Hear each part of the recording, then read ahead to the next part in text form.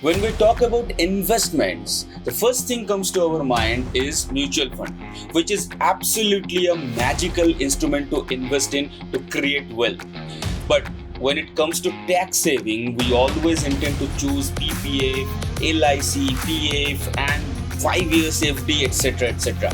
Though these are the safest way of investing, but they don't help you create wealth because the return we get from these investments are not enough to beat the inflation. That's why even if you are saving a lot of taxes with the help of these investments, your investment values are getting decreased over time. So, what if we think of something else which saves us the same amount of taxes and generates inflation beating returns as well? Let's talk about ELSS.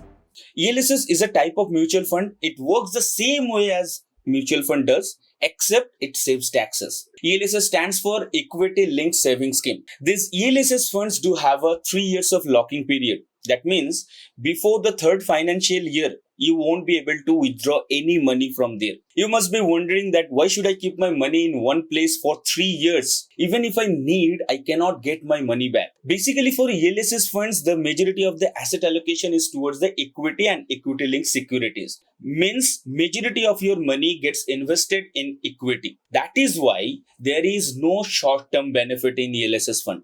You have to stay invested for longer period of time. The most amazing thing about ELSS is that it has no upper limit on how much you can invest in a financial year. I absolutely love this because it gives me the freedom to invest like I want to do. So basically there are 3 things that I noted down. Investment horizon. Since there is no short-term benefit, I have to stay there for at least 5 years to generate a decent amount of money. No guaranteed return. It depends on the equity market's performance. Hence, there is no guaranteed return I can get. Lock-in period.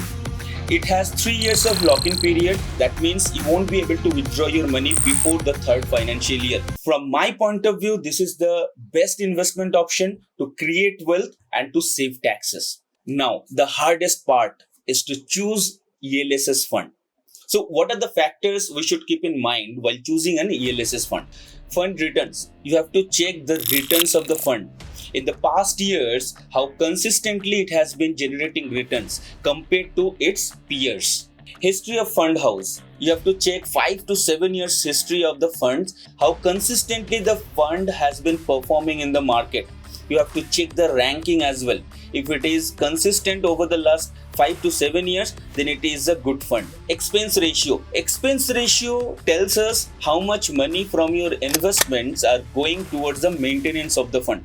That means the lower expense ratio gives you higher in-hand profit. Financial parameters. Standard deviation, Sharpe ratio, alpha, beta. These 4 parameters will tell you how the fund is. Whether the fund is risky or the fund is good or the fund will generate higher return or not. For an example, if a fund has higher standard deviation and higher beta, that means the fund is high risky fund. Fund manager. From my point of view, this is the most important one because when you invest in a fund, this is the person, the fund manager, who decides where to invest and when to invest your money.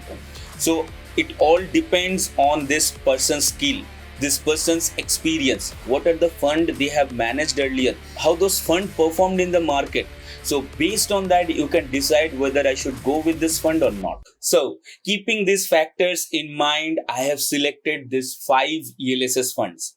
You can check the performance of those funds in the Tickertape. I have dropped a link in the description area. These are not recommendations. These are only my personal opinion. You can apply these 5 factors and you can choose your suitable fund. Now it's time to invest. I spent a couple of days to think what should be the best mode of investment, whether it is SIP or lump sum. If I do SIP, then I'll get the benefit of purchasing fund units across the market cycles.